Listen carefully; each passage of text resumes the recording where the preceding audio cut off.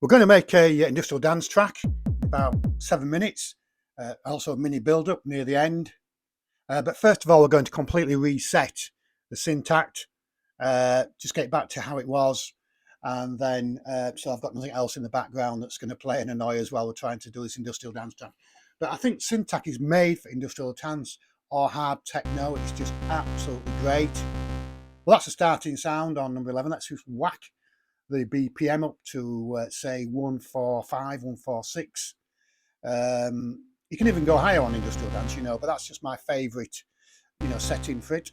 And we're going to take track number 11,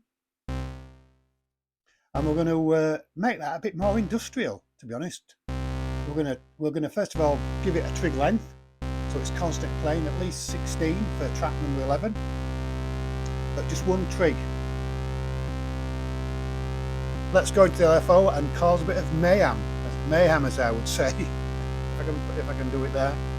We're going to go into the bend, the SYN bend on there, and we're going to play with that. So we're going to really bend the sound a little bit. So you can hear you've got almost like a kick and a bend, and that's going to be the foundation of the track. You can also add drums, hi-hats and everything else. But this is just, when I start an industrial dance track, I was going to start with a bass sound, one that can be manipulated and changed so that it sounds, more gnarly, more strong, even a hard dance track. Let's change the wave over for exponential. But we can also do different, we can change it, we can do anything you want really.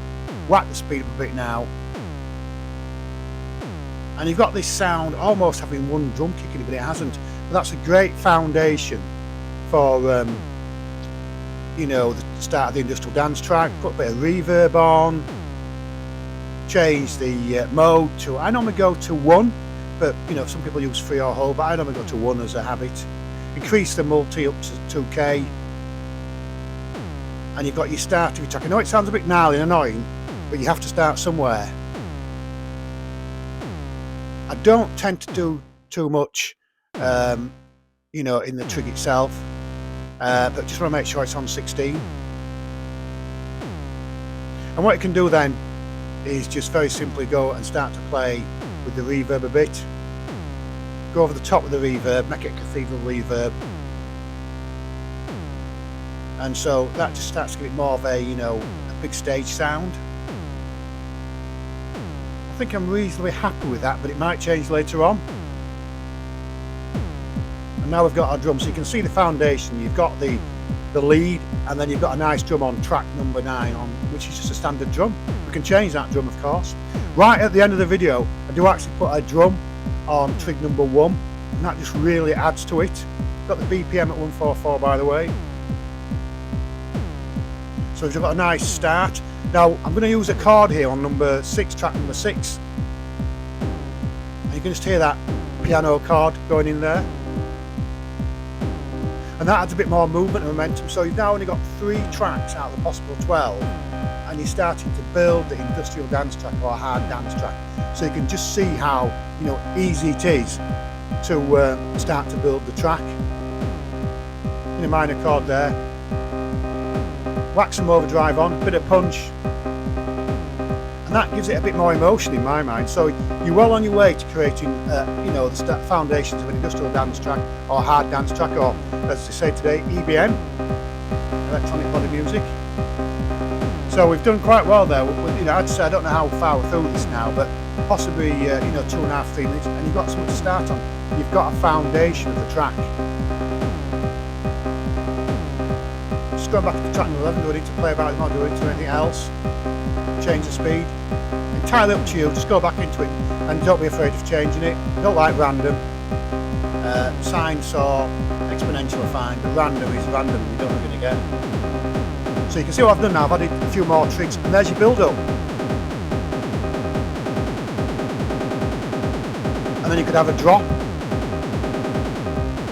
So that's where you've got industrial dance, a bit of a drop, build up, all done within a few minutes on the Syntakt. It's just such a great machine.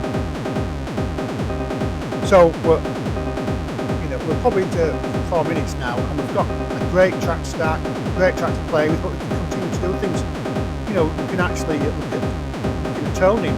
Number 5 is great for tones or a bass.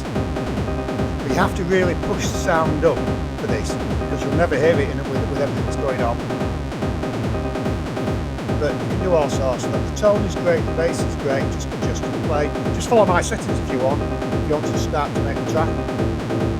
You hear it now, it's just coming in. I call it an interference sound because it just distracts people when they're doing the same sound. Now what I would do with this, I'd have this as just one track, and then I'd take elements away from it and add elements in. So you have like the first track, maybe just drums, second track will be drums and hi-hats, third track will be drums and a bass. So, but this is a full, you know, trig that you would use.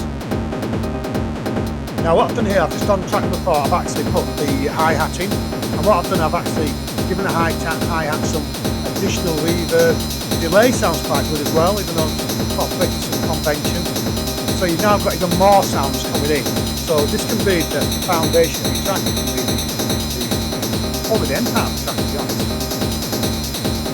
So we're getting some really nice kicks and some nice noises in there, some nice emotion coming in. And you've got that drum really beating through the swing drum. And that's without any side chain. So I'm going to leave you to just watch the end of the track. I'm going to make some more adjustments. You can just follow on the video, and please subscribe, and I hope you enjoyed the video. Thank you.